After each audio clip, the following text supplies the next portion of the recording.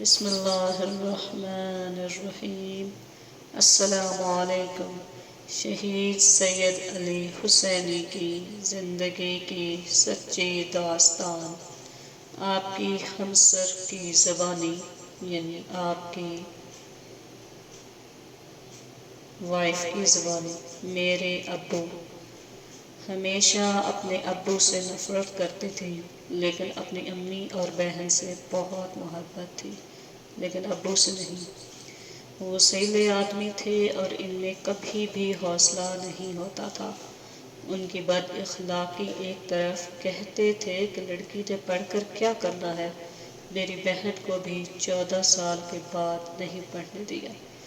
2 سال کے بعد ہی اس کی شادی کرتے ہیں، لیکن میں مختلف تھی۔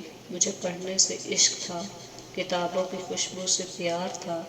گھنٹوں کتابیں پڑھ سکتی تھی اور اپنی جگہ سے نہیں ہلتی تھی، اور سب سے اہم یہ کہ پڑھتی اور جاب کرتی اور اس خراب زندگی اور اپنے ابو کی بد اخلاقی سے نجات ملتی۔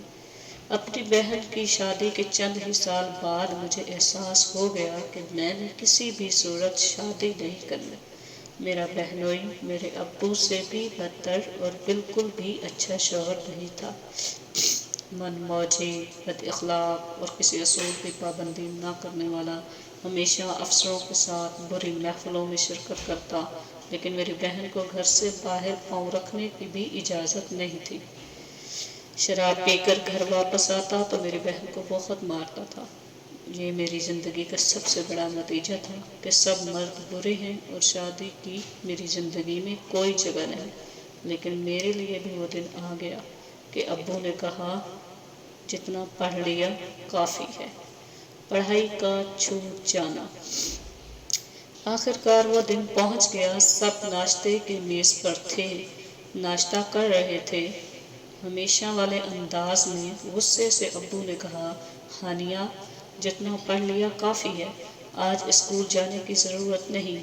یہ سننا تھا کہ لقمہ میرے گلے میں پھنس گیا۔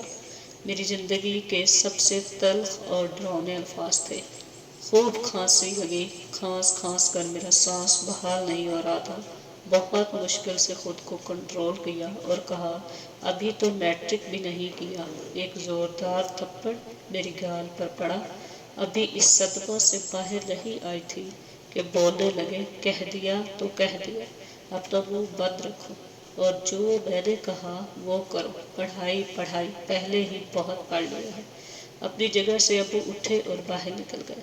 میری آنکھوں میں آنسو جمع تھے، لیکن میرے ابو غلطی پر تھے، میں کمزور نہیں تھی۔